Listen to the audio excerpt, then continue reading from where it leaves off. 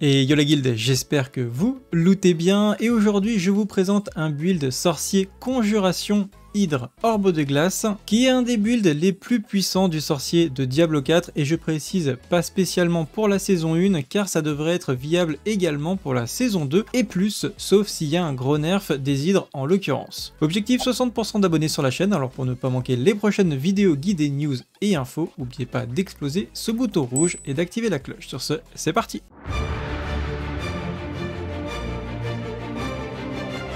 Comme pour tous les builds que je vous propose en vidéo, vous aurez un article intégralement en français avec toutes les informations que l'on va voir aujourd'hui. Vous le trouvez évidemment en description de la vidéo. Aujourd'hui, je vous présente une version traduite du guide présenté sur la chaîne Barricade TV. C'est une des versions les plus abouties de ce build, capable de finir les donjons de Cauchemar 100. Un grand merci à Stellaria pour son aide dans la réalisation de ce guide et à Elzu qui est le créateur original dont la première vidéo originale se trouve ici. On va regarder deux vidéos d'ailleurs de gameplay. Vous avez la vidéo originale de Elzu ici et ensuite on a une version améliorée de Barricade TTV. Alors au niveau du gameplay, quel est ce build? Eh bien tout simplement c'est un build qui est extrêmement safe puisque en fait, vous voyez par exemple sur ce petit clip, il y a 3 orbes de givre qui partent en fait. Eh bien il faut savoir qu'il n'en a casté aucune, hein. C'est-à-dire que toutes les orbes de givre que vous allez voir partir dans ce build, eh bien sont uniquement le fruit des différentes compétences qui ont été castées puisque c'est l'enchantement passif d'orbe de givre qui fait que vous avez un pourcentage de chance à chaque fois que vous lancez un sort de lancer des orbes de givre en direction de vos ennemis. Donc ça c'est la première particularité de ce build et la deuxième particularité ça va être que les hydres, les dégâts des hydres et notamment la brûlure qu'ils vont appliquer va se scaler par rapport au point de vie des monstres, qui fait que dans certains cas et notamment dans les donjons de cauchemar, c'est particulièrement efficace pour détruire les élites. Donc c'est un build qui vous permet de jouer vraiment en toute sécurité. Alors évidemment vous pouvez mourir, la sorcière reste fragile, mais si vous faites attention, vous pouvez lancer la plupart des sorts à très longue distance avec énormément de contrôle puisqu'on joue avec les 3 invocations qui vont faire énormément de contrôle en plus des orbes de givre qui vont ralentir et congeler les cibles, ce qui vous permet de rester très mobile puisqu'on joue quasiment que avec des sorts instantanés. Et c'est également un build que vous pouvez jouer dès le leveling, hein. À partir du moment où vous créez une sorcière, vous allez pouvoir commencer à tester et suivre ce guide, même s'il est conseillé le plus rapidement possible d'essayer d'obtenir l'aspect des hydres qui va énormément vous aider pendant votre leveling. Sur ce, on avance sur la présentation un petit peu plus technique. Alors pour résumer, le build orbe de givre conjuration, c'est un build viable à tous les niveaux de jeu, du leveling jusqu'à la fin du jeu. Toutefois, pour votre leveling, comme j'ai dit, il est conseillé d'avoir l'aspect des hydres. Le seul unique qui est mentionné, c'est Raiment of the Infinite. C'est un plastron qui va faire que quand vous vous téléportez à côté de certains monstres, ils vont être pull sur vous, c'est-à-dire attirés puis étourdis, ce qui vous évite du coup de mourir, d'avoir le temps de lancer certains sorts et d'enchaîner avec une Nova afin de les congeler et de prolonger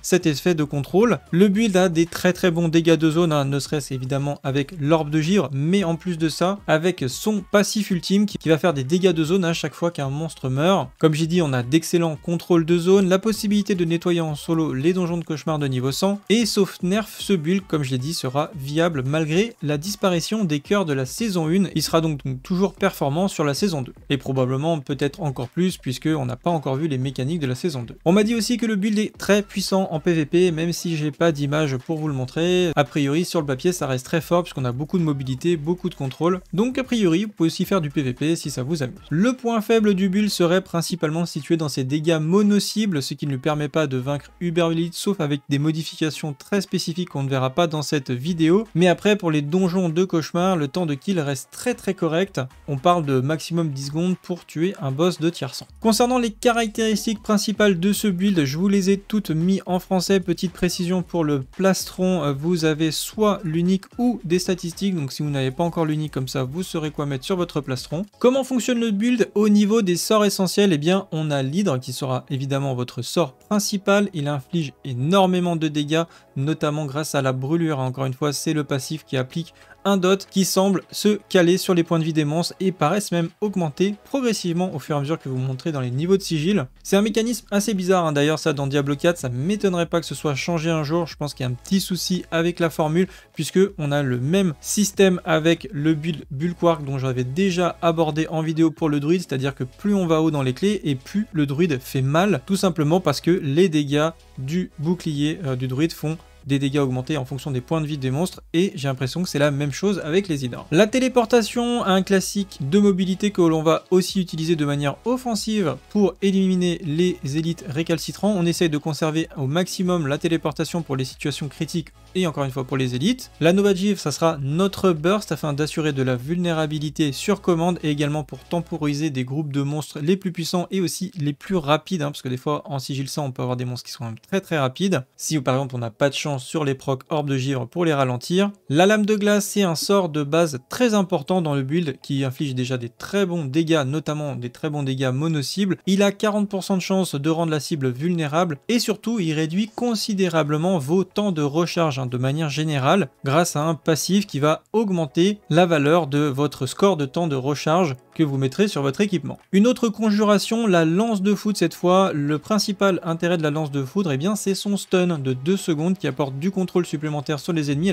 Elle permet de dépenser donc des CD pour avoir plus de proc lame de glace via le passif et faire proc toujours plus d'orbe de givre comme pour les autres sorts. Donc en plus d'avoir du contrôle, ça vous permet de proc des lames de glace et en plus de ça, évidemment, c'est un sort qui va faire proc apparaître des orbes de glace comme pour les autres sorts qui ne sont pas des compétences de base. L'armure de givre, c'est votre sort défensif pour le début du jeu jusqu'au sigil de tier 4 au niveau 80. On l'utilise pour réduire les dégâts subis et dépenser du temps de recharge pour votre lame de glace encore une fois. Pour la fin de jeu, vous pouvez choisir d'opter pour le bouclier de feu qui vous permettra de survivre à des plus gros dégâts. Comme on l'a vu, on peut vraiment jouer à distance. Donc du coup, les dégâts ne sont pas vraiment un problème quand vous êtes en train de progresser, que vous manquez peut-être encore un petit peu d'équipement. Le bouclier de feu peut être une très bonne option en fin de jeu, mais l'armure de givre vous donnera aussi plus de dégâts parce qu'elle dure plus longtemps et on a beaucoup d'aspects qui vont augmenter vos dégâts quand vous avez un bouclier d'actif. Mais voilà, c'est qu'un point et donc du coup, sachez-le, vous avez le choix entre les deux boucliers, notamment sur la fin de jeu. Au niveau des passifs d'enchantement pour la capacité identiclaire de classe de la sorcière, on a les lames de glace qui toutes les 40 secondes, lorsque vous utilisez un temps de recharge, vous faites apparaître donc une lame de glace sur un ennemi aléatoire. Et l'orbe de givre, tant que vous lancez un sort qui n'est pas un sort de base, vous avez 30% de chance de lancer automatiquement une orbe de glace. C'est pas un coup de chance, c'est vraiment 30% de chance de base et c'est également une grosse source pour appliquer la vulnérabilité dans votre build. Au niveau des gemmes de l'équipement, on retrouve des dégâts critiques sur les cibles vulnérables, des points de vie sur les emplacements d'armure. Au niveau des cœurs, on retrouve évidemment le cœur noir The Barber, accumulation de dégâts extrêmement puissant, quasiment aucun point faible. On essaye de l'avoir à 4 secondes pour avoir le plus de dégâts accumulés possible. Pour ceux qui se posent la question d'ailleurs, c'est même pas intéressant de l'avoir à 2 secondes puisque les cibles vont automatiquement exploser dès que vous dépassez leur point de vie en termes de dégâts. Donc ça prolonge pas du tout leur point de vie pour ceux qui se posaient la question. Donc le 4 secondes est beaucoup plus intéressant. Au niveau du cœur rouge, on a Tal Rachat qui est vraiment très intéressant puisque ça va booster vos dégâts par rapport à tous les éléments que vous allez pouvoir mettre en place. Feu, givre, foudre et ombre via le cœur noir qui applique du coup un debuff ombre sur la cible, donc ça booste d'autant plus le Tal Rachat.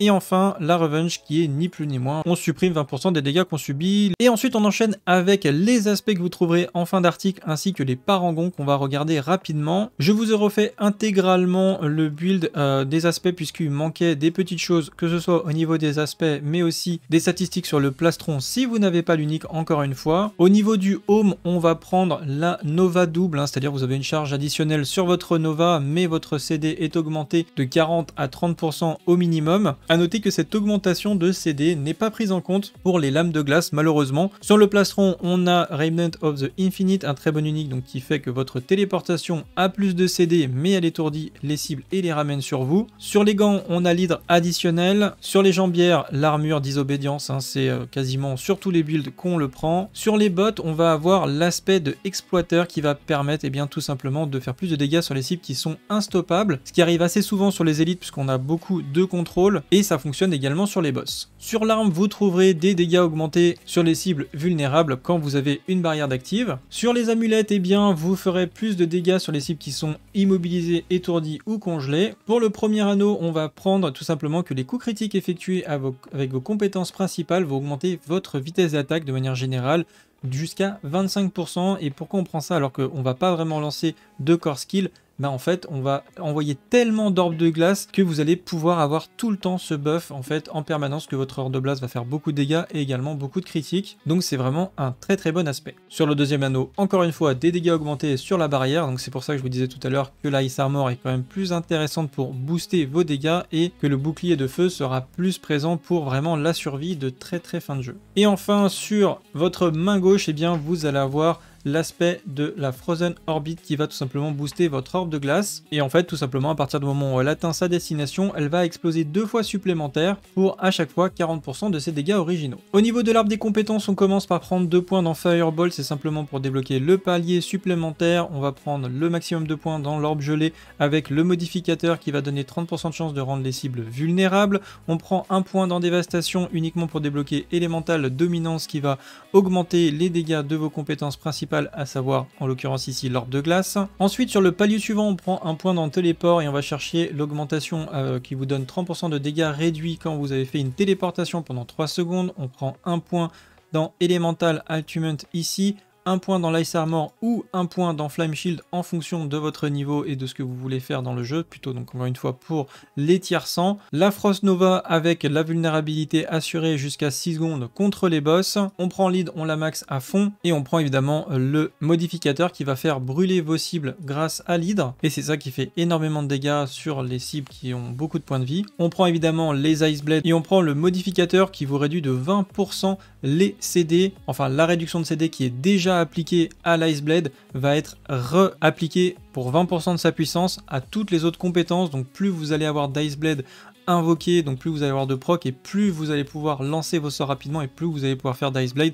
Donc il y a vraiment un snowball ici très intéressant et ça rentabilise d'autant plus la stat cooldown reduction. On prend la Lightning Spear avec le modificateur qui va étourdir les ennemis quand vous faites un coup critique. Sur le palier suivant, on prend Inner Flame au rang 3 et Devouring Blaze au rang 3 également. Et sur l'avant-dernier palier, on va pas prendre de sort ultime, vous mettez 1 point dans le Permafrost pour mettre 3 points dans Horde Frost et 3 points dans Icy Touch. Et enfin, on prend le Shatter qui est notre passif dégâts de zone en passif ultime. Au niveau des parangons, je vous laisserai consulter le tableau, il n'y a pas grand chose à dire, même si voilà, au niveau des glyphes, on commence par le conjureur qui va augmenter, donc ça c'est pas mal dès le début du jeu, enfin à partir du niveau 50 vous allez pouvoir la choper assez rapidement et ça va tout de suite booster énormément vos conjurations, donc prenez bien cette glyphe en premier. Pareil pour le palier, pareil pour le plateau suivant, on est sur Elemental Summoner et on va aller chercher Nadod légendaire qui va réduire vos CD, donc ça c'est extrêmement intéressant encore une fois avec les Ice Blade.